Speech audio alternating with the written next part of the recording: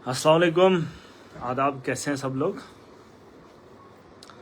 Live आने का मकसद कुछ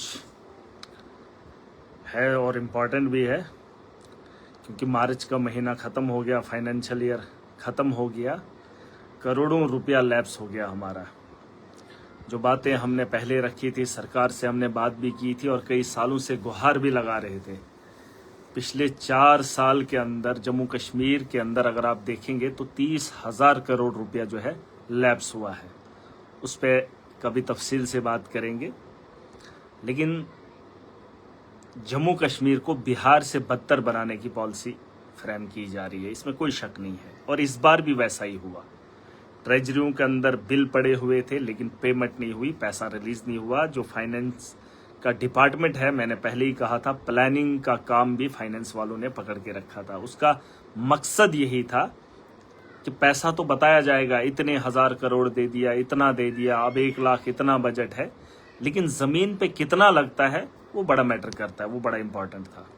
लेकिन फिर भी एलजी के शासन में इनकी गुंडागर्दी ने जम्मू कश्मीर को बदहाली में लाने में कोई कसर नहीं छोड़ी, और जिसका जीता जागता सबूत आपने देखा कि फाइनेंशियल क्राइसिस है। लोगों ने काम किया, बिल भी बने, लेकिन ट्रेजरी में खजाना खाली रहा। हालांकि बजट था, पैसा था, दिखाया गया था, काम उठाए गए थे, काम किए गए थे, लेकिन नहीं दिया। बहरहाल उसके अलावा आजकल मैं देख रहा हूं, आपको याद होगा असेंबली का सेशन था, हर डिपार्टमेंट को लेकर मैंने बात की, हर डिपार्टमेंट को। लेकिन एक डिपार्टमेंट है जिसको मैंने अभी तक छुआ नहीं था, वो आरडीडी का था। क्योंकि मैंने एक अल्टीमेटम दिया था, मार्च का आखिरी महीना था।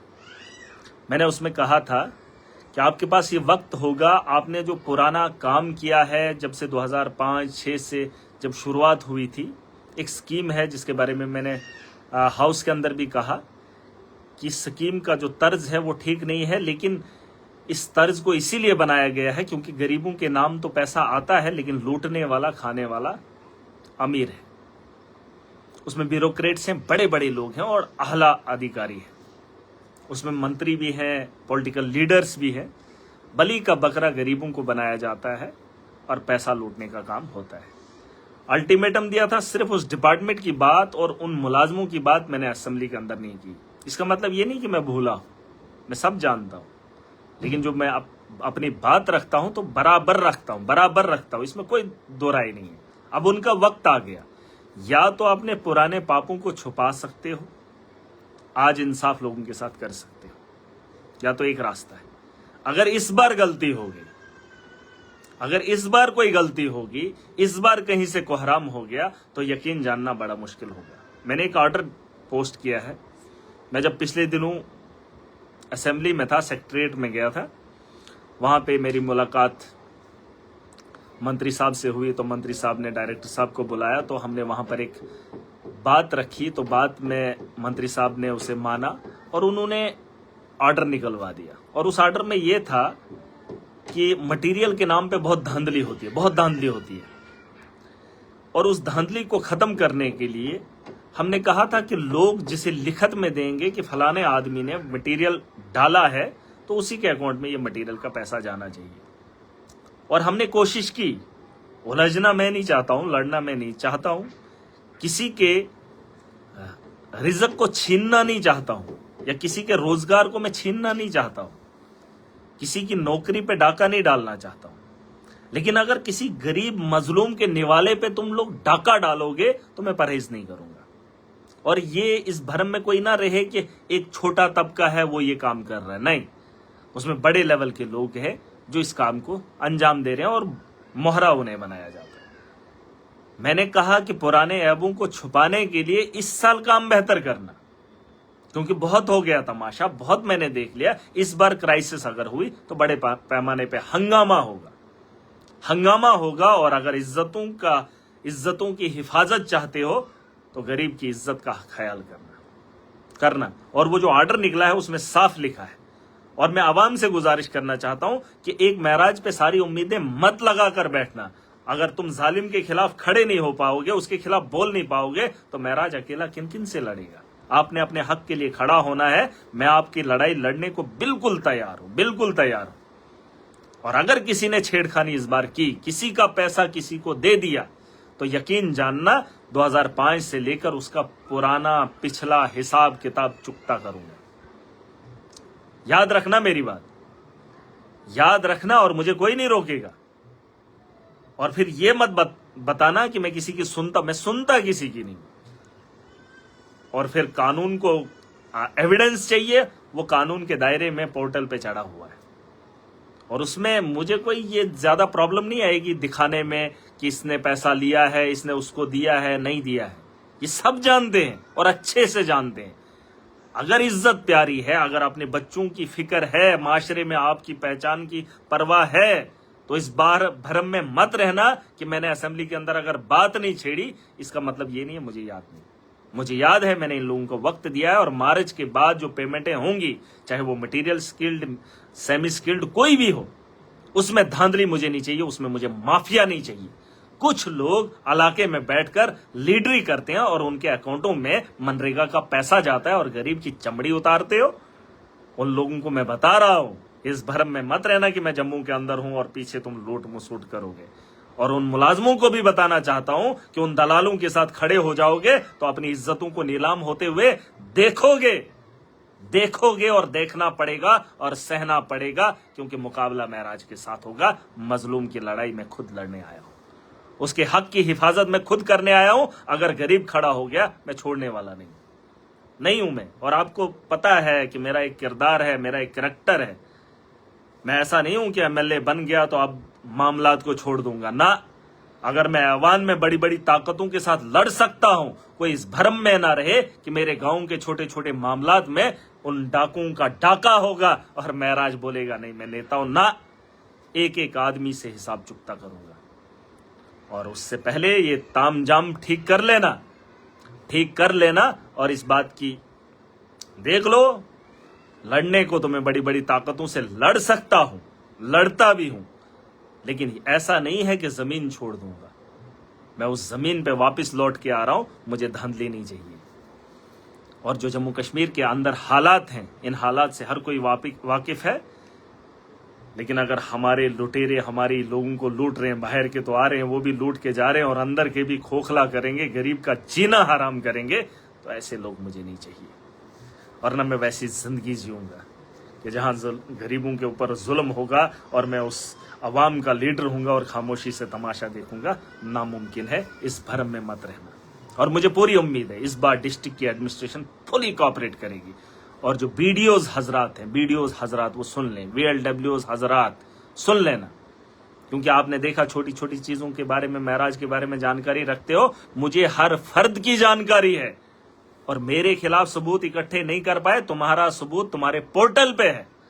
इस भरम में मत रहना। और वो हिंदुस्तान के उस पोर्टल पे रहे जो गवर्नमेंट का है, गवर्नमेंट ऑफ इंडिया का है। और मुझे तकलीफ मत देना। आपको गवाह ढूंढने पड़ते हैं, मुझे गवाहों की भी जरूरत नहीं है, क्योंकि वो तुम्हारा काला चिट्टा तुमने खुद चढ़ाया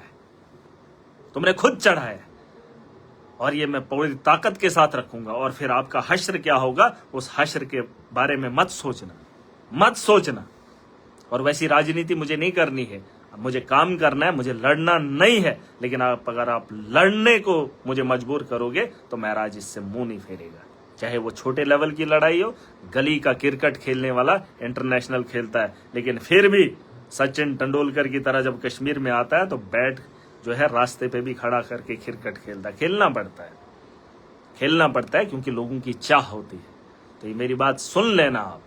उसके अलावा आज देश के अंदर एक बिल लाया गया है वक्फ का, इस पे भी चर्चा करना जरूरी है। हमदर्दी भाजपा को बहुत है, एक फिरके के साथ हमदर्दी दिखा रहे हैं, कुछ विपक्ष के लोग बात कर रहे हैं। एक बात मुझे समझ में नहीं आई, जिन डिपार्टमेंटों को सरकार ने गोद लेना था, उन्होंने धर्म के ठेकेदारों को गोद ले लिया। बिजली प्राइवेट कर दी, जल शक्ति प्राइवेट कर दिया, जिसे आप PHE डिपार्टमेंट से जानते थे, उसे प्राइवेट कर दिया। बिजली को प्राइवेट कर रहे हैं, एजुकेशन को प्राइवेट कर रहे हैं। मतलब जो गवर्नमेंट इदारे थे, हॉस्टल प्राइवेट कर रहे हैं। मतलब यहां पर जो निजाम था, मुझे लगता है फोर्स को भी प्राइवेट करेंगे, किया भी है, जैसे उन्होंने अग्निवीर को लाया। प्राइवेट करेंगे ये गवर्नमेंट इदारों को बंद करके, अब धर्म के ठेकेदारों को अपने गवर्नमेंट इदारों में लाएंगे। जिन धर्मों को खुला छोड़ना था, अपने तर्ज पे चलने देना था, और वही धर्म के में कंट्रोल सरकार का नहीं होना चाहिए, लेकिन धर्म के उन स्थानों को सरकार अपने कंट्रोल में रखना चाहती है। उसमें श्राइन बोर्ड भी है। जम्मू कश्मीर के अंदर एक बहुत बड़ा नाम श्राइन बोर्ड है, जहां दुनिया भर के लोग आते हैं, मान्यता है लोगों की, और उस श्राइन बोर्ड में गरीबों का चढ़ावा चढ़ाया जाता है, और वो चढ़ावा भगवान के नाम तो चढ़ता है, फिर वहां से लेने वाला कौन है उसके बारे में किसी को नहीं पता है, और वही तर्ज है हमारा। अब उसकी रक्षा अगर वहां के लोग करते, क्या यहां के लोग उस सक्षम नहीं है कि वो उसका ख्याल करते?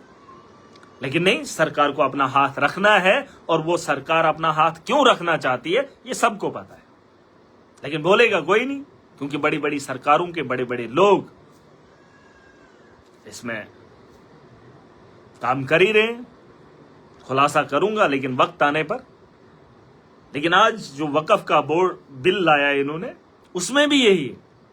इन्होंने कुछ लोगों को बिठाया है और वो उसकी पेटियां खोलते हैं, और पेटियां खोलते हैं, जब उसमें से पैसा निकालता कितना है कोई पूछने वाला नहीं, और कितने से क्या करना है और कितना उठा के लेना है, इसके लिए कहीं पे चुनाव लड़ना हो तो कितने धर्म के स्थानों को खाली करके पैसा इकट्ठा करना है तो लिया जाता है। ये इंटरेस्ट है इनका। जहां से आवाम को, मुल्क को बेहतरी हो की जा सकती थी, एजुकेशन को बेहतर किया जा सकता था, लेकिन प्राइवेटाइजेशन, बिजली के निजाम को बेहतर किया जा सकता था तो प्राइवेटाइजेशन। लेकिन गवर्नमेंट अपने कंट्रोल में किन इदारों को ले रही है, वो आपके सामने धर्म के ठेकेदार सरकार बन रही है। अपना काम छोड़ दिया, जिससे मुल्क आगे बढ़ता वो काम सरकार ने छोड़ दिया, और जो काम सरकार को नहीं करना था उन धर्म के ठेकेदारों को सरकार अपने हाथ में ले रही। और ये तमाशा देश के अंदर हो रहा है, और ये तमाशा छोटा नहीं है। इस तमाशे के पीछे बहुत बड़ा माफिया है। कोई भी हमदर्दी किसी भी धर्म की किसी को नहीं। मैंने बात रखी है, और इस बात का खुलासा आप लोग खुद करना। वक्त आएगा मैं खुल्लम खुल्ला करूंगा। मैंने कहा कि धर्म के मामला सरकार को नहीं करने चाहिए, नहीं देखने चाहिए, चाहे वो किसी भी धर्म का हो। लेकिन नहीं, इन कामों को अब सरकार अपने गोद लेना चाहती है, और जो सरकार का काम था उन कामों को प्राइवेट कर रही है, वो अंबानी को दे रही है, और उसमें लूट खसूट हो रही है। वहां पे लूटने को मिलता नहीं था, अब उसमें भी सरकार तो इकट्ठा करने में लगी है।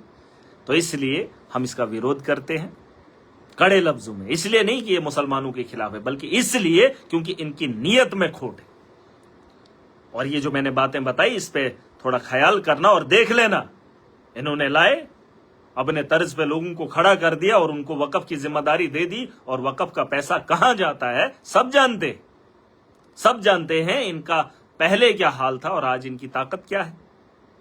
और इस तर्ज पे ये मुल्क आगे नहीं बढ़ेगा। इसकी जिम्मेदारी, इसकी फिक्र हम सबको करनी पड़ेगी। सबसे पहले हमें करप्शन की जड़ को खत्म करना है। और हम तो वक्फ के बारे में शायद बात करें या ना कर पाए, लेकिन हम तो अपने घर से खुद को, अपने बच्चों के मुस्तकबिल को लुटते हुए देखते हैं। हम उनके खिलाफ खड़े नहीं हो पाते हैं, तो हम वक्फ जैसी चीज पे क्या बात करेंगे।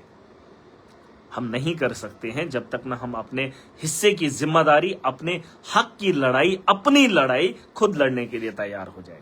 ये तो बड़ी लड़ाई, ये तो लड़नी पड़ेगी, लेकिन उससे पहले अपने वजूद की, अपने पहचान की, अपने हक की लड़ाई आपने जालिम के खिलाफ लड़नी है। और आपका जालिम उतना बड़ा नहीं है, वो आपके गांव का है, आपके मोहल्ले का है, आपका अपना है, आपका रिश्तेदार है, और आप उससे भिड़ना नहीं चाहते, आप उससे लड़ना नहीं चाहते। उसके बच्चों की परवरिश उस गरीब के निवाले से हो रही है।